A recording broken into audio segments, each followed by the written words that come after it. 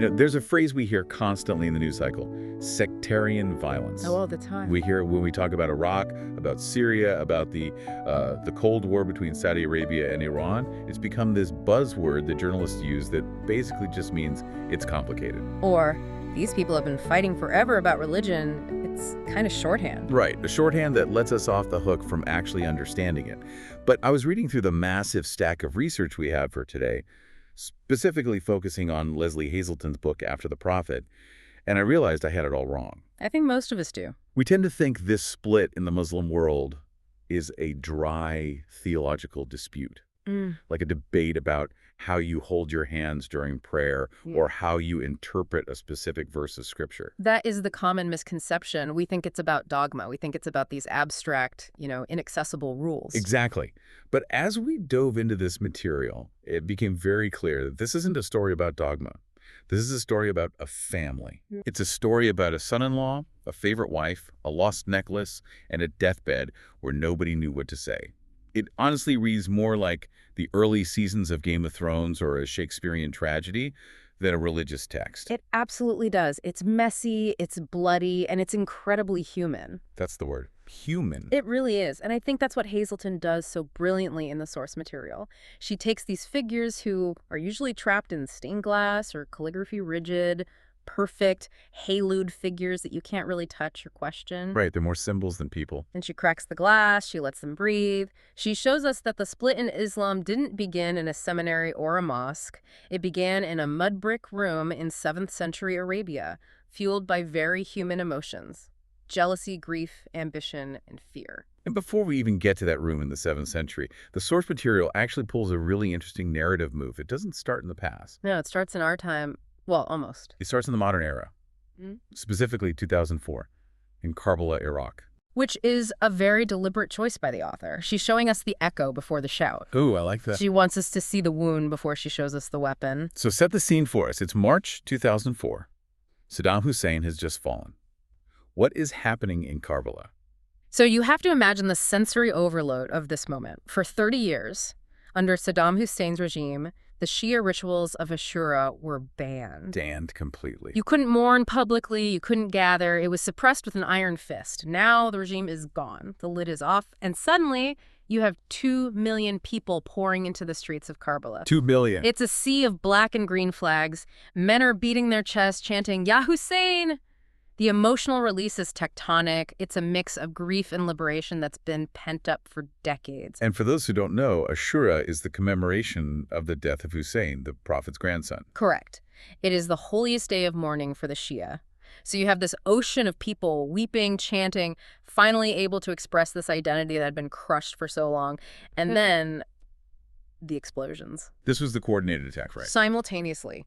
9 coordinate bomb blasts rip through the crowd. It turns a celebration of mourning into a literal massacre. It's devastating. Arms, legs, bodies scattered everywhere. The chaos was absolute. And the tragedy, the cruel irony that Hazleton points out, is that for the people on the ground, this wasn't just a terrorist attack in 2004. It was a replay. It was a replay. They were standing on the exact ground where Hussein, the Prophet's grandson, was massacred 1,300 years earlier. Wow. The blood of 2004 was mixing with the dust of 680 AD. Hazleton's point is that you cannot separate the present from the past in this story. The bomb blast in 2004 was just the latest aftershock of an earthquake that happened 14 centuries ago. That is a chilling image. Yeah. The idea that a piece of land can hold that much trauma. And speaking of names, I didn't realize until I read the notes that the word Karbala itself is ominous. It is. It's derived from 2 words. Karb, which means sorrow or destruction, and Bala, meaning trial or tribulation. So it literally translates to a place of sorrow and trial. A place of sorrow and trial. It was almost fated. Talk about nominative determinism. So to understand how we got to that bomb blast in 2004 and how we got to the massacre in 680 AD, we have to go back even further. We have to go to the source of the earthquake. We have to go to Medina, June 632 AD. Let's set the stage. The Prophet Muhammad is dying. But this isn't the image of a peaceful patriarch drifting off to sleep, surrounded by serene followers. The atmosphere described in the book is suffocating. It's incredibly tense. I mean, first, physically, it is the height of the Arabian summer. It is sweltering. Unbearable heat. And the Prophet isn't in a palace. He's in the room of his favorite wife, Aisha. And this room is tiny, maybe 6 feet by 10 feet. Mud walls, a roof made of palm fronds. It's intimate, but with the heat and the sickness, it must have been claustrophobic. And he's not just old, he's visibly, agonizingly sick. Right. Hazleton, who has a background in psychology and research, actually looks at the symptoms described in the earliest chronicles. Excruciating headaches, high fever, fainting spells. So this wasn't a peaceful end. Not at all. She suggests it aligns with bacterial meningitis. This was a painful, agonizing decline.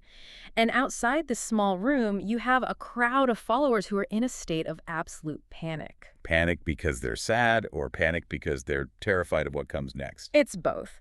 But mostly it's just sheer denial. You have to remember, this community had gone from a ragtag group of outcasts to ruling Arabia in just a few decades. They felt chosen. They felt, protected by God. The idea that the messenger of God could just die. Like a normal human. Like a normal human. It was inconceivable to them. There's that famous scene with Umar, right? One of his closest companions. Yes. Umar, who is one of the Prophet's strongest, most fiery companions, is outside pacing with his sword drawn. He's threatening to behead anyone who dares to say the Prophet is dead. Seriously. He's shouting that Muhammad has just gone to see God like Moses did on the mountain and he will return. It's a level of denial that really speaks to the fear of the vacuum he would leave behind. And that vacuum is the core of this entire story.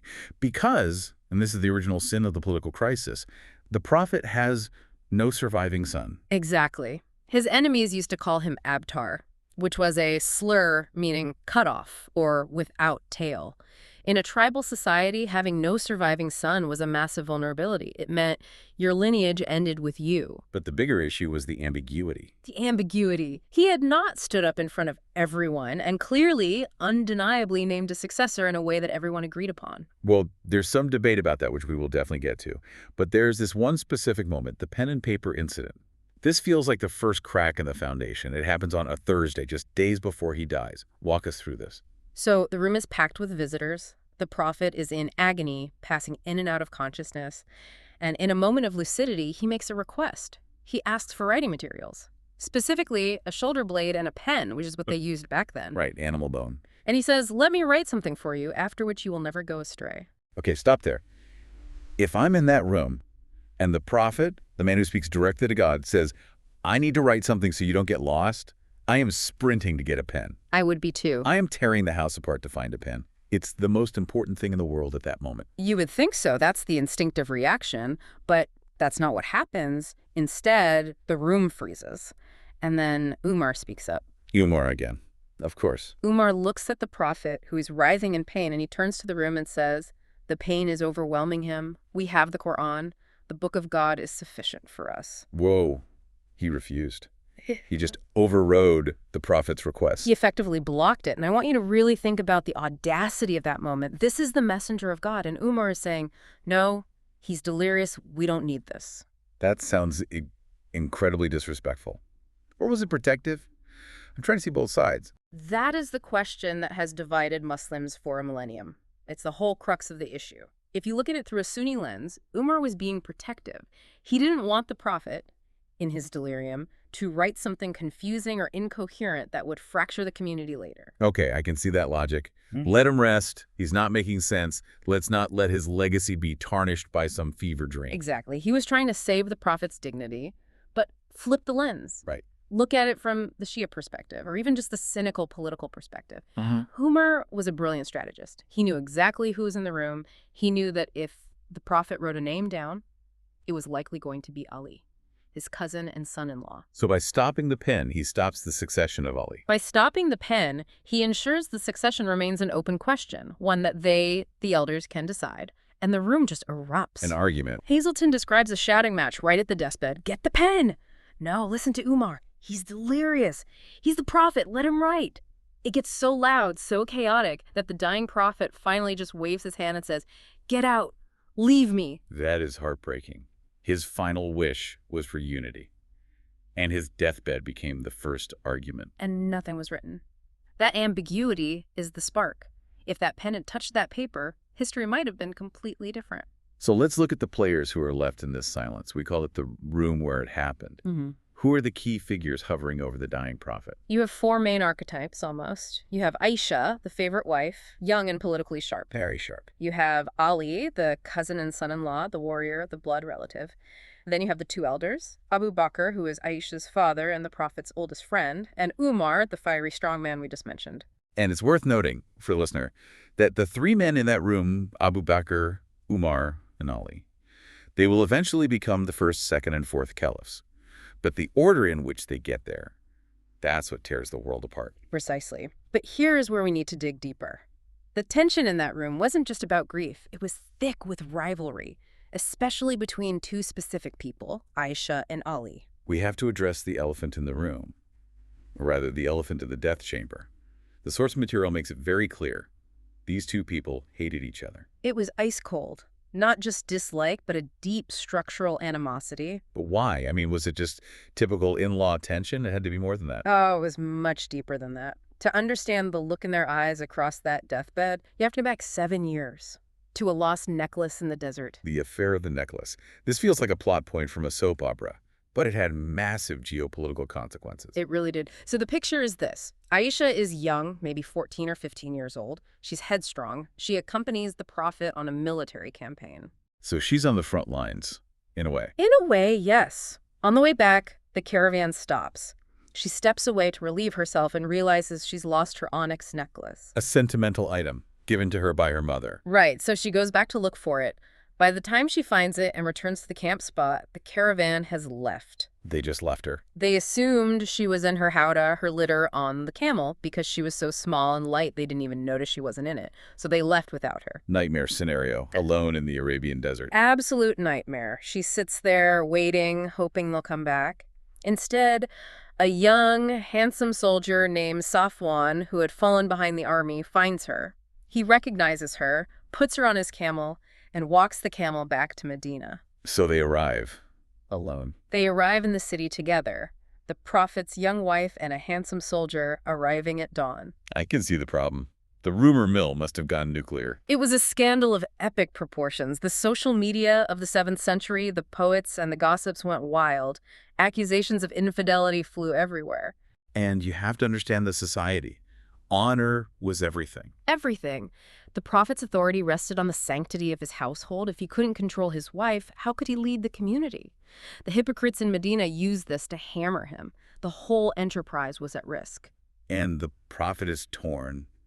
He loves her, but the rumors are damaging. So he asks for advice. And who does he ask? He asks Ali, his closest confidant. And what does Ali say? This is the moment. This is the sentence that changed history. Ali looks at the situation. He sees the pain it's causing the prophet. He sees the political damage. And he decides to be the pragmatist. He says, "Oh, messenger of God, women are plentiful. You can change one for another." Ouch, you can change one for another. Basically divorce her. She's replaceable. Exactly. Cut out the cancer to save the body. It's brutal, cold, political logic. And the crucial detail from the sources is that Aisha overheard this. She heard it. She was in the next room. You have to imagine a teenage girl, terrified, already being slandered by the whole city, hearing her husband's closest cousin say, "Just get rid of her." And she never forgave him. Never. Even though later the prophet received a revelation, Surah An-Nur, that vindicated Aisha and established the law that you need 4 witnesses to prove adultery, effectively clearing her name. Which is a huge deal, legally. A huge deal. But the damage was done. Aisha retained her status as the favorite wife, but she harbored a permanent, cold hatred for Ali. So when we are back in that death chamber, 7 years later, when she looks at Ali, she doesn't see the lion of God or the rightful heir. She sees the man who tried to get her thrown out on the street. An ID. He doesn't see the mother of the faithful. He sees the woman who caused the prophet so much pain and scandal that personal animosity is the engine that eventually drives them to actual war. It just shows that history isn't just about abstract forces. It's about people. It's about slighted feelings that fester for years. So, back to the deathbed. The prophet passes away.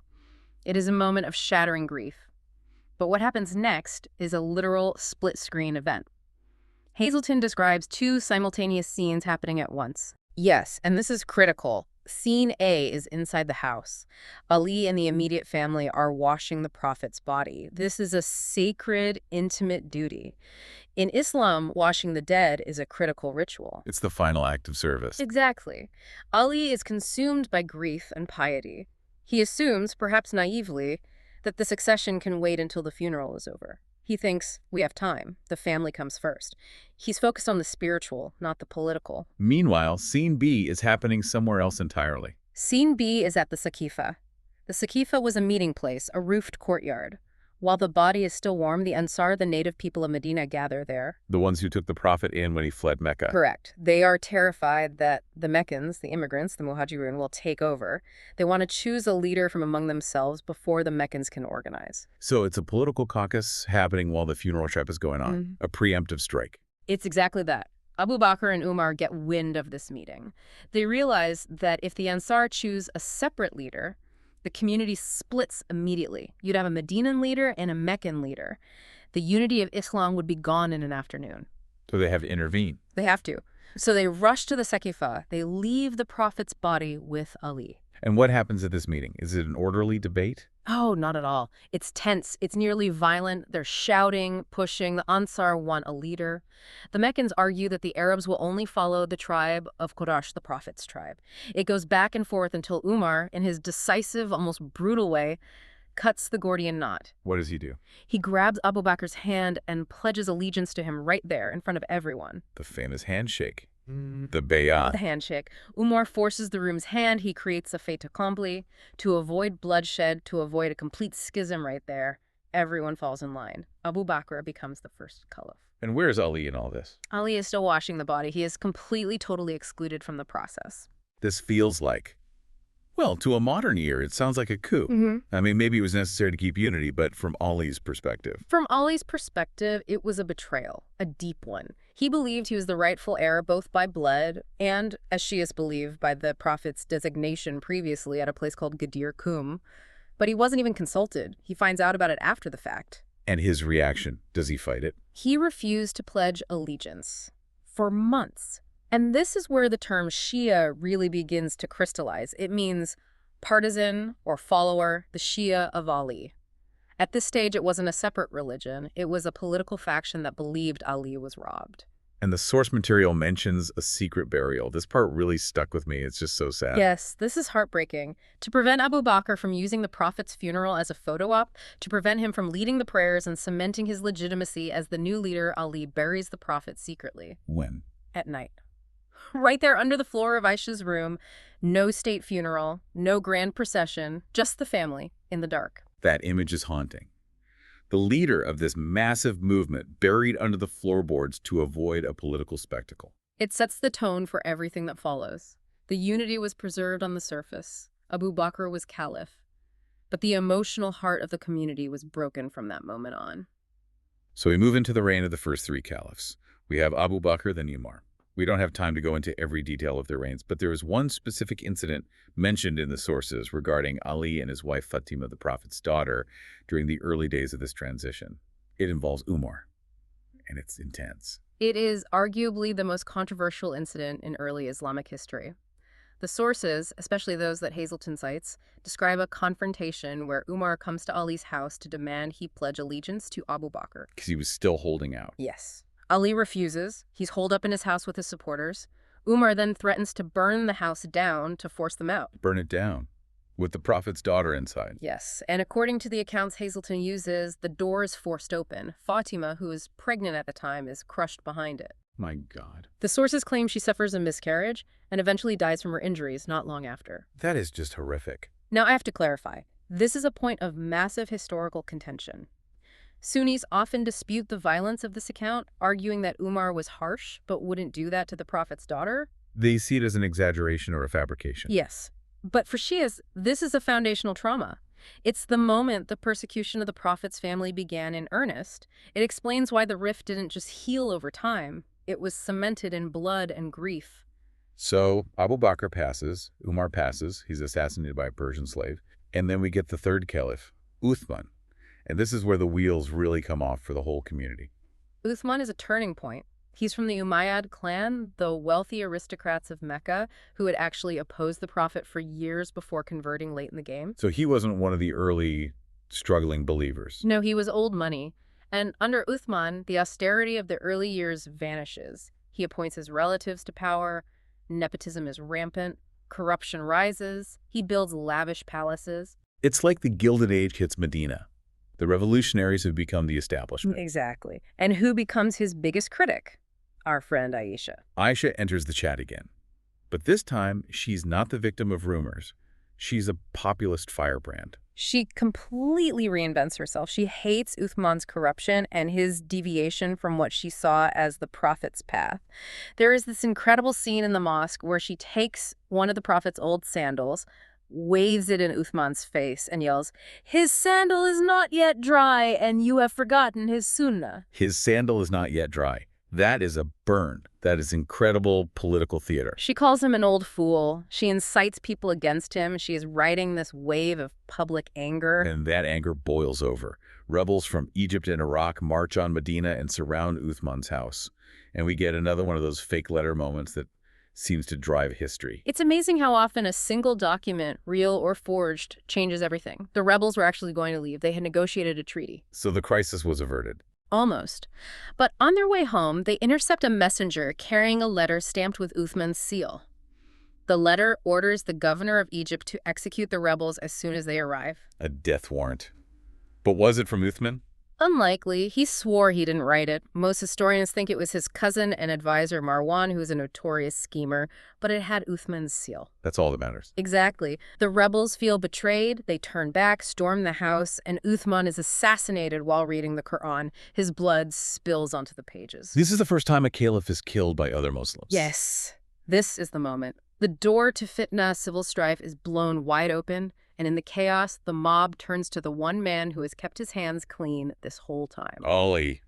It's finally his turn. Ali finally becomes the fourth caliph, but he inherits a nightmare. The city is ruled by mobs, the treasury is empty, the governors are corrupt, and he refuses to play politics. He wants to return to pure, austere Islam of the Prophet.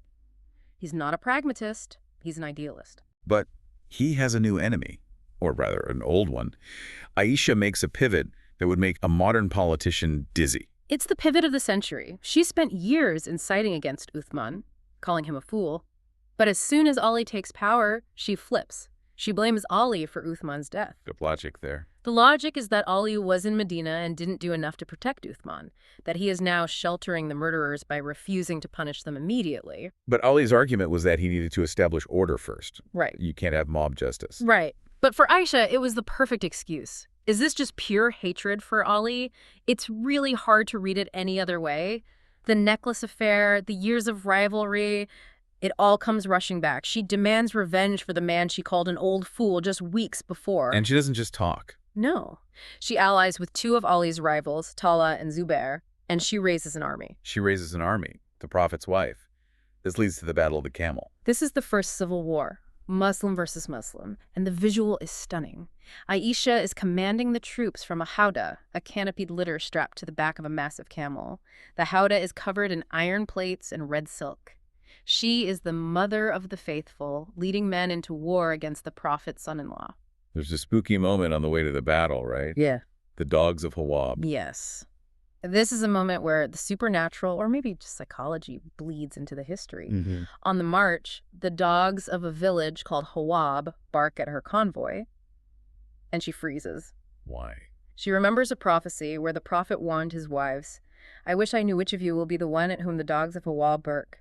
He had warned that whoever that was, they would be on the wrong path, inciting division. She realizes she's the villain in the prophecy. She realizes it in that moment. She tries to turn back. She's terrified. But her allies, Tala and Zubair, they can't let her leave. She's their symbol, their banner. So they bring 50 witnesses who swear, no, this isn't Hawab, you're mistaken. They gaslight her. They completely gaslight her into continuing on to war. And she does. In the battle itself. It's described as the war of looking into eyes.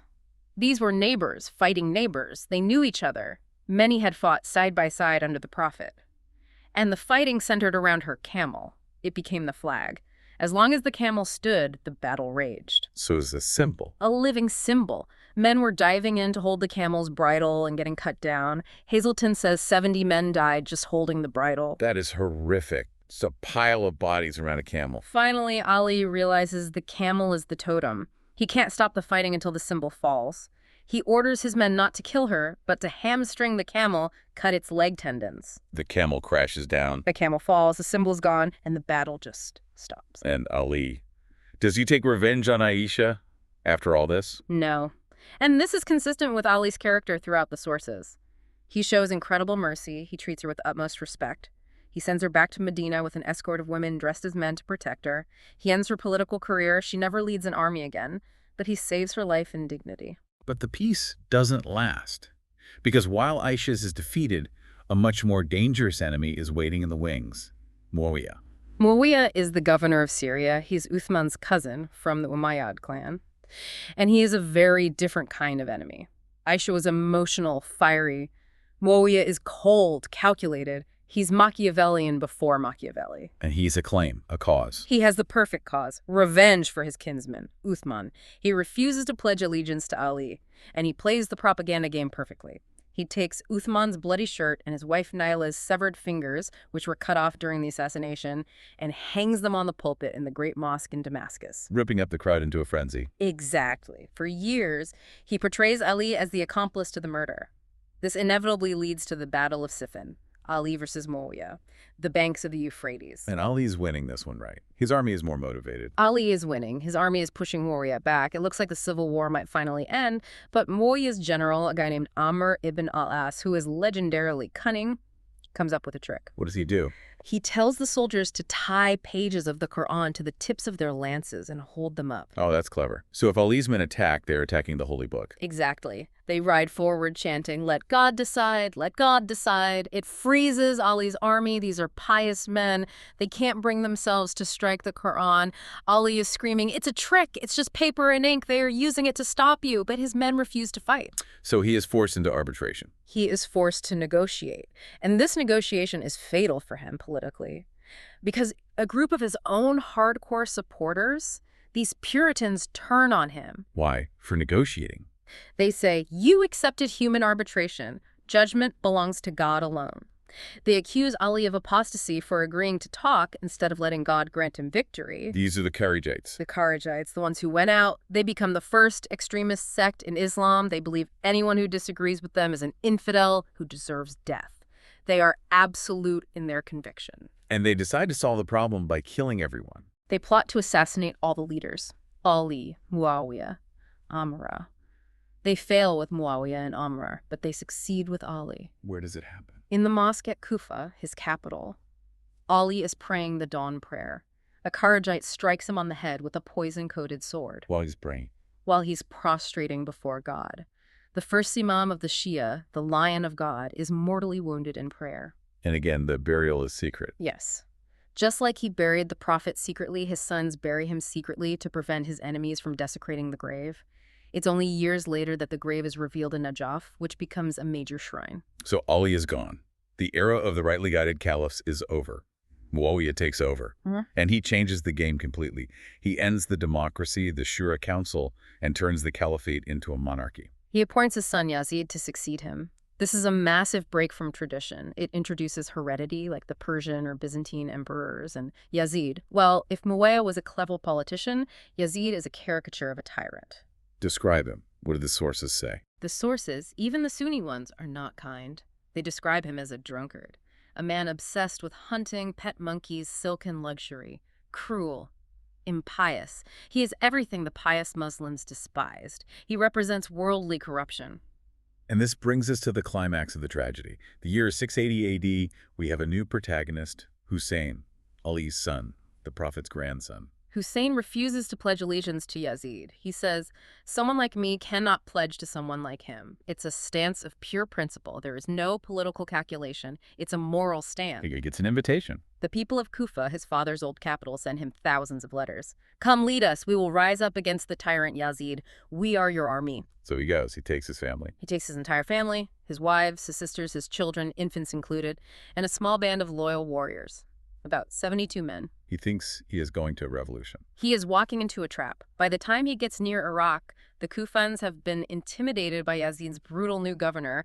They have flipped. The revolution has evaporated into fear. But Husayn doesn't turn back. He's gone too far. It's a matter of honor. He knows it's a trap, but he continues on. He is intercepted at Karbala, a desolate desert plain. He is surrounded by 4,000 Umayyad troops, 72 against 4,000. And the cruelty begins. They cut off the water. This is the part of the story that brings people to tears every year during Ashura. The camp is right next to the Euphrates River. They can see the water, they can smell it, but the enemy blocks access. For how long? For 3 days, the women and children are dying of thirst in the scorching heat. The cries of the children asking for water are what torment Husayn's warriors the most. The deep dive source material goes into specific details about the deaths. We need to unpack these, because this is what fuels the emotional fire of the Shia story. This isn't just a battle, it's a systematic dismantling of the Prophet's family. Absolutely. It's a series of individual tragedies that build on each other. Take Qasim, Husayn's young nephew. He's just a teenager, maybe 13. The story goes that he was betrothed to one of Husayn's daughters. In a symbolic gesture, Husayn marries them on the battlefield, a fulfillment of life right before death, before Qasim charges out and is martyred. A wedding at a massacre. And then there's Abbas, the standard bearer. Husayn's half-brother. Yes, and he is the strongest warrior.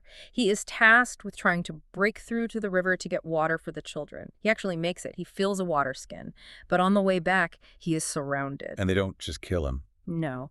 His right arm is cut off. He holds the water skin with his left arm is cut off. He holds the water skin in his teeth, desperate to get just a few drops to the children. Then an arrow hits the skin, spilling the water. He falls from his horse.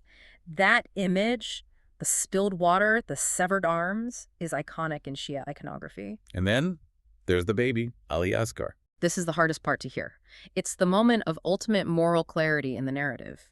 Husayn is left holding his 6-month-old infant, Ali Asghar. The baby is fainting from thirst. I see. Husayn walks out to the enemy army. He holds the baby up for them to see. He says, "If you hate me, fine, but this infant has done nothing. He is dying of thirst. Give him a drop of water." He appealed to their basic humanity. He appealed to the core of their humanity, and the response was monstrous. The enemy commander orders his best archer to quench the baby's thirst. He fires a 3-pronged arrow. It hits the baby in the throat. The baby dies in his father's arms.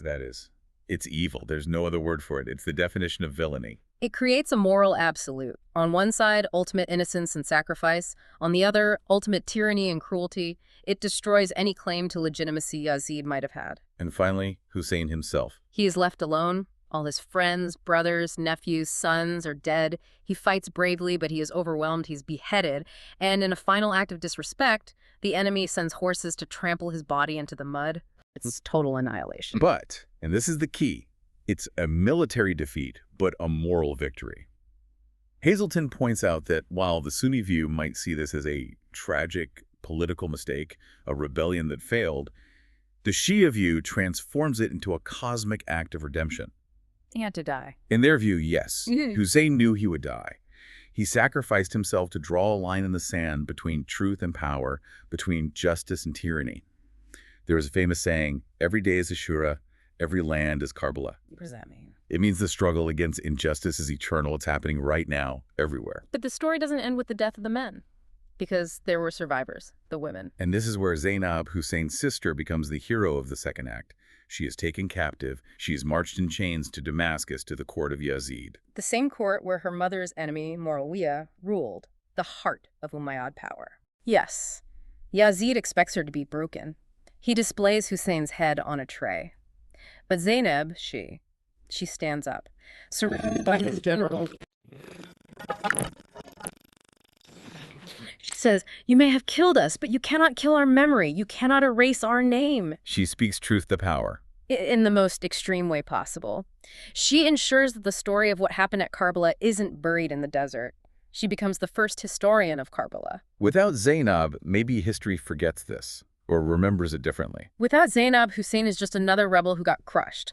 With Zainab, he becomes the Prince of Martyrs, and his story becomes the founding narrative of Shia Islam. So what is the legacy of this? We have the split. The political supporters of Ali solidify into a religious sect, the Shia. The lineage of leadership for them continues through Husayn's surviving son, Ali ibn al-Abidin, who was too sick to fight at Karbala. This line of imams becomes the spiritual authority for the Shia, contrasting with the political authority of the Sunni caliphs. And this leads to the concept of the Mahdi, the hidden imam. Correct. The 12th Imam, for most Shias, is believed to have gone into hiding occultation and will return at the end of time to bring justice to a world filled with injustice. It turns the Shia faith into a waiting for redemption, a belief that history is not yet over. And bringing it back to the present, listening to this, you can see why the geopolitical rivalry between Iran, Shia, and Saudi Arabia, Sunni, is so deep. It's not just about oil or borders. It's not. It's about who has the rightful authority. It's about the usurpers versus the rightful heirs. It's about the oppressed versus the tyrants. When an Iranian leader talks about standing up to arrogance, they are channeling Husayn at Karbala. When a Saudi leader talks about order and unity, they are channeling the logic of the early caliphate. These are deep-seated historical archetypes. And the fitna narrative, the civil strife, it's still being weaponized. Absolutely. The YouTube source we analyzed explicitly mentions how modern powers, both Western and regional, exploit these old wounds. Divide and rule is easy when the division is 1,300 years old and rooted in such profound emotion. So what does this all mean for us? For the listener trying to make sense of the world? I think it means we have to stop looking at these conflicts as senseless, ancient religious hatred. There is a deep, coherent, tragic logic to it. It's a story of a desire for unity that paradoxically led to the ultimate division. And it's a human story. We started there, and we have to end there. That's the most important part. Beneath the theology, beneath the geopolitics, it's about a lost necklace. It's about a dying man in a small room. It's about a sister watching her brother die. It's about jealousy, love, and grief on a world historical scale. Here's a thought to leave you with. Hazleton asks this, and I think it's the haunting question of the whole saga. If the prophet had just named a successor clearly, if he'd written on that paper, would history have been different?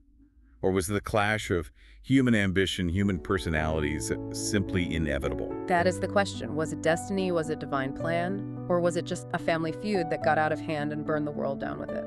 Something to mull over.